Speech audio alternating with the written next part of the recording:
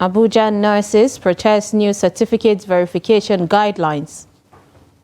Zamfara communities gripped by fear amid looming lead poisoning pandemic.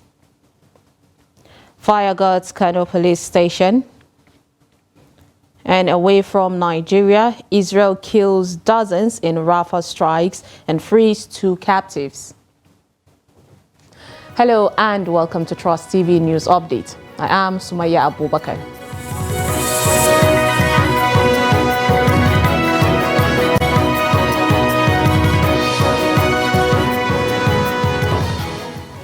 Thank you for joining us, and now the details. Nurses under the aegis of the National Association of Nigerian Nurses and Midwives Abuja chapter on Monday protested against the new verification certificate guideline released by the Nigerian and Midwifery Council of Nigeria.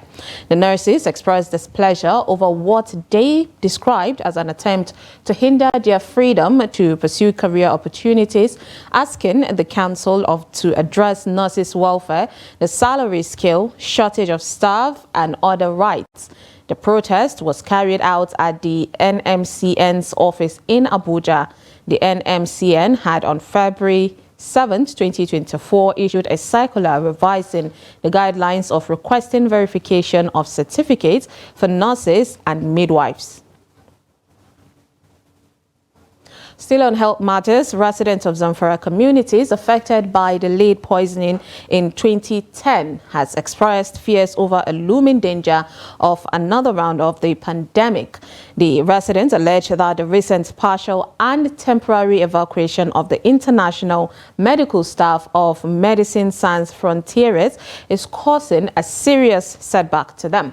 The MSF, also known as Doctors Without Borders, has reduced its healthcare services in Anka and Zurmi local government areas of the state and relocated its medical staff to Talata Mafara local government area due to the increased insecurity in the state.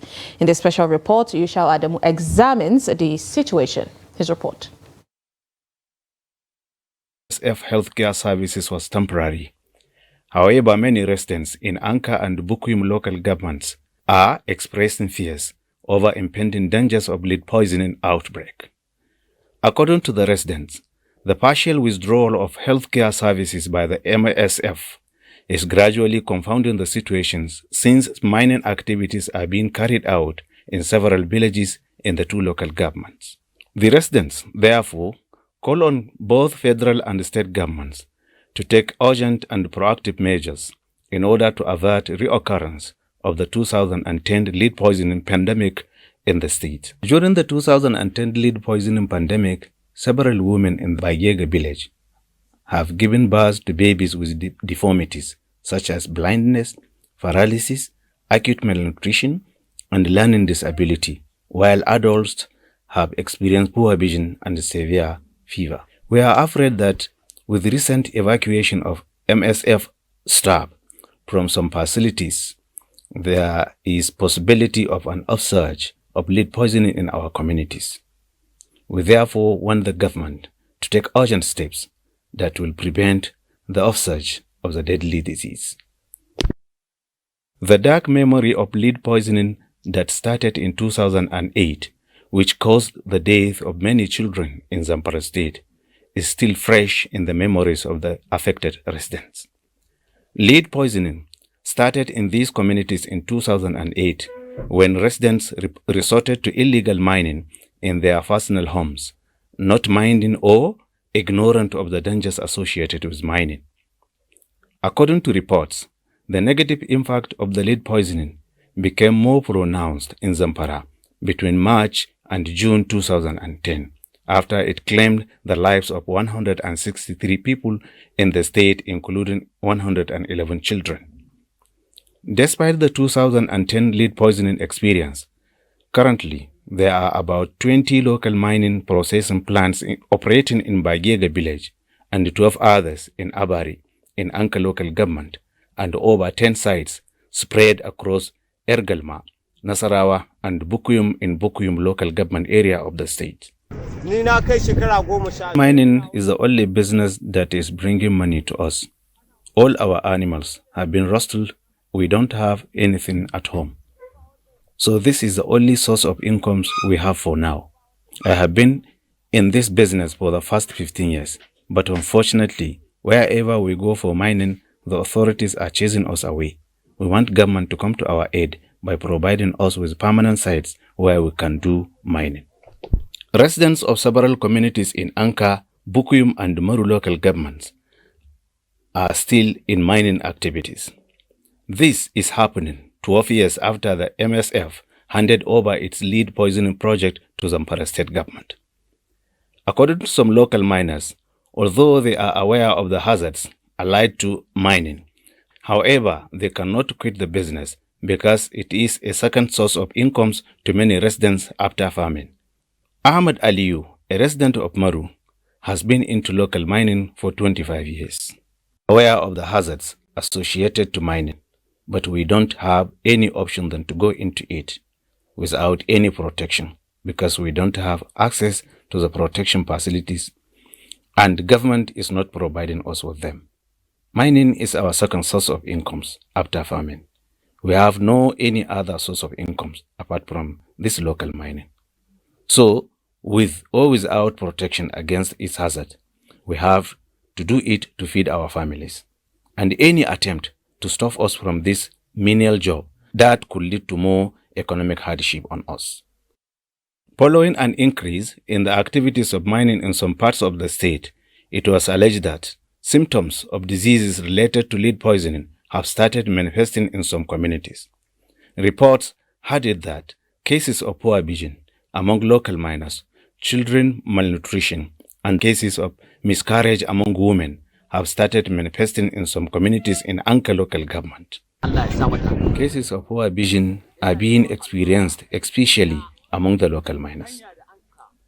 You know, we are blessed with huge mineral resources, and our people are into mining, and they are doing it without taking any preventive measures against any hazard. So, this may pave way for the return of the popular disease we call Gubar Dalma if care is not taken. Although we are not medical experts, but based on our past experiences, we know that the symptoms that are manifesting on some individuals are similar to that of lead poisoning. However, in its efforts to control mining activities in the state, Zamfara state government has banned traditional rulers from issuing consent letters for mining across the state. According to a statement issued by Governor's spokesperson Suleiman Bala Idris, the state governor has signed an executive order in that respect. The banning, the statement added, affects issuing consent letters to individuals, companies, or organizations for mining activities in the state. The decision, the governor said, was taken as mining was identified to be among the major factors fueling banditry in the state. Yushau Adamu, Trust TV News, Gusau. The Kano State Public Complaints and Anti-Corruption Commission conducted a surprise raid on Sunday, sealing 5 warehouses in Dawano, Dawakin Tofa local government area of the state, suspected of hoarding essential food commodities. Led by Chairman Barrister Mohi Magajiri Mingado, the operation caught warehouse owners off guard. One warehouse belonging to Hamir Investment was found packed with thousands of cartons of noodles and sugar. The commission forced open its doors and promptly sealed it, instructing owners to provide all necessary purchase and pricing documents at the commission office. However, the warehouses stocked with soybeans, sesame, white bran and okra seeds were spared from closure. Another large warehouse stocked with guinea corn was sealed, belonging to Regasa Trading Company. Its owner, Muhammad Ahmed, explained to the PCACC chairman that they were not hoarding but were contracted by the United Nations to supply food to insurgency-ravaged states of Borno, Yobe and Adamawa. Despite this, they suffered losses exceeding 300 million naira due to price fluctuations. Raymond Gado requested Ahmed to provide all relevant documents to justify the warehouse's reopening. He underscored that the agency's actions were based on intelligence report, reaffirming their determination to combat hoarding of essential commodities. Additionally, Raymond Gado engaged with prominent essential commodities wholesalers at Singa Market to discuss strategies moving forward. The Commission had previously issued a warning last Thursday, threatening to raid warehouses, contributing to the surge in fruit prices in the state. We were able to stop the instant increase. That is number one. That is a major landmark achievement. Number two, we have believed that if we sustain the tempo, we will be able to bring down the prices, inshallah, within no time. So as you can see now, we have gone around the warehouses. We meet series of issues, which after we go back to the office, we are going to digest it. But one fundamental thing is, virtually each and every store we entered, they will be claiming that it is a World Food Program stores. We wonder if a World Food Program will starve the country while taking the food somewhere else. You can see where I was told here today, within 1 month, the price of maize has jumped from 30,000 to 60,000. So you see 100% increase. This is totally unacceptable. And you can see these stores. We have uncountable number of other essential commodities, which we are taking over the stores now, and we are going to make some certain arrests because this will not be tolerated. This is not a market, this is a warehouse, and we have them in abundance in this town. As I told you, we have activated our intelligence mechanism, and they have come up with a very strong intelligence on where and how they are holding it. Still in Kano, the police command says the divisional police office in Nasarawa local government area has been gutted by fire. The State Commissioner of Police, Usaini Gumel, disclosed this in Kano that the incident occurred in the early hours of Monday. According to him, at about 5:45 a.m., the divisional police headquarters was engulfed by fire and a major part of the building was burnt down completely. Gumel said investigations is ongoing to unravel the cause. Away from Kano, the Nigerian Navy ship NNS Pathfinder had uncovered 15 illegal refining camps in Boko Kiri Care Community, the Gema local government area of Rivers State. Each camp consists of 6 refineries with a combined capacity to refine 2.7 million liters of crude oil. In dismantling these illegal refineries, Commodore Desmond Igbo, the naval commander of NNS Pathfinder, revealed that each camp is equipped with 6 cooking pots and oven containing over 33,000 liters of crude oil product. Take a look. Conducting journalists on the discovery operation, Commander Igbo explained that the illegal oil refineries and economic saboteurs clandestinely chose the location deep inside the creeks using pipes to siphon crude oil from wellheads to some kilometers inside the mangrove swamps where they cannot be spotted easily. Ambience. He added that the operation was part of the Operation Delta Sanity, an onslaught on economic saboteurs in accordance with the Chief of Naval Staff, Vice Admiral Emmanuel Gala's directives to ensure all theft is brought to the barest minimum. In pursuance of Chief of Naval Staff and crude oil theft mandate he gave us, that we must ensure that the theft of Nigerian oil must be reduced to barest minimum. This is not our first time. We've been doing it both day and night. And after here, we have other places. We are going to go to those areas and also ensure that they do not continue in this illicit business. The NSS boss further said, apart from using kinetic approach to dissuade oil thefts, the NAV was also using non-kinetic approach, explaining that he had engaged community stakeholders and conducted sanitization to educate community members on the implications of economic sabotage. We have started the community engagement, and they have promised us that they would, in their own capacity, help us, because we believe the people that do this are their youth who live in their community. So we're not only doing kinetic, we also have other means, dialogue and sensitization of the youth and the community leaders, opinion leaders, even the women, because most times women talk. When they talk, their children will listen. Apart from degrading this environment, it's also an economic sabotage. Commodore Desmond Igbo emphasized that the Navy particularly is readily available to collaborate with the community to ensure that facilities are well protected in line with the Chief of Naval Staff strategic directives. You're watching News Update on Trust TV. Coming up, inland dry port to open in Katsina. This and more after the break. Stay with us. Welcome back. If you're just joining us, this is News Update on Trust TV. Here's a recap of our top stories. We brought you Abuja nurses protest new certificate verification guidelines. And Zamfara communities gripped by fear amid looming lead poisoning pandemic. Moving on to more stories, the First Lady of Nigeria, Senator Oluremi Tinubu, will visit Kano today. The Mrs. Tinubu is expected to inaugurate the Faculty of Law building named after her at the Mariam Abacha University, Kano. Director General of Media and Publicity to Kano State Governor Sanusi Bature said adequate security arrangements had been put in place to ensure hitch-free activities during the visit. He said that the state government, alongside the police, had drafted a comprehensive security network on how to provide the required security. Bature said the state government and security agencies are working round the clock to provide a peaceful atmosphere for the visit. In Katsina, inland dry port in Funtua may open a new vista in Katsina State when the facility begins operations this year.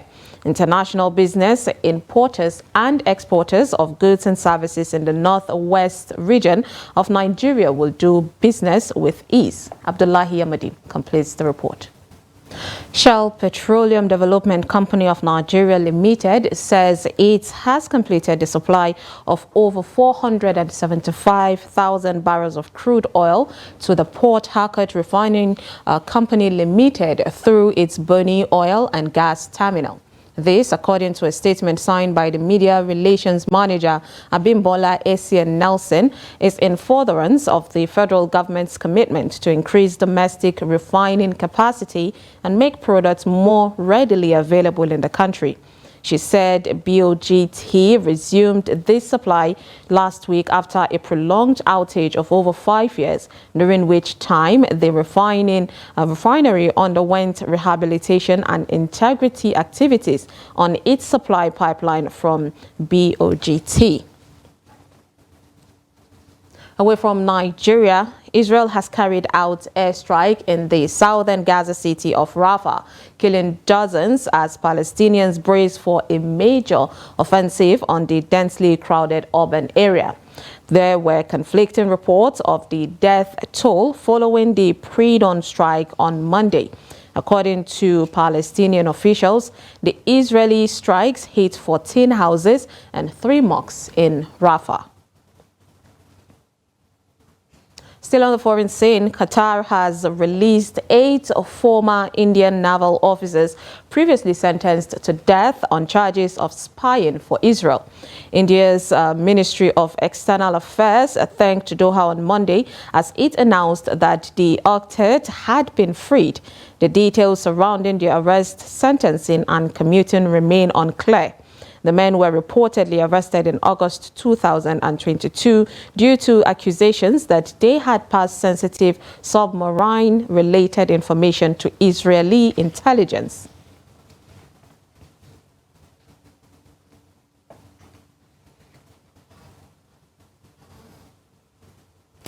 In sports, Super Eagles coach Jose Pasillero has admitted the Elephants of Ivory Coast were the better side following the former's loss in the 2023 African Cup of Nations. Sebastian Haller scored a dramatic late winner as host Ivory Coast fought back to beat Super Eagles of Nigeria 2-1 in Sunday's African Cup of Nations final and complete the most remarkable of major tournament turnarounds by claiming their third continental title. Sunday's win was an incredible achievement for an Ivory Coast side that was on the brink of elimination in the group stage after losing 4-0 to Equatorial Guinea on January 22nd.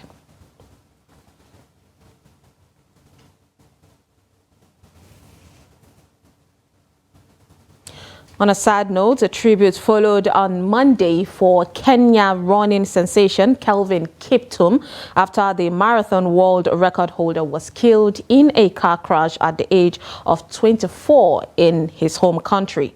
The favorite for the Paris 2024 Summer Olympics was driving from Kaptagat to Eldoret in western Kenya on Sunday when his car rolled. Police Commander for Elgeyo Marakwet County, Peter Mulinge, said Kiptum and his Rwandan coach, Gervais Hakizimana, were killed while a woman passenger was injured. And with that, we wrap up News Update on Trust TV. Do not forget to follow us across all our social media platforms and join our YouTube live stream for more news, programs, and documentaries. I am Sumaya Abubakar. Thanks for watching.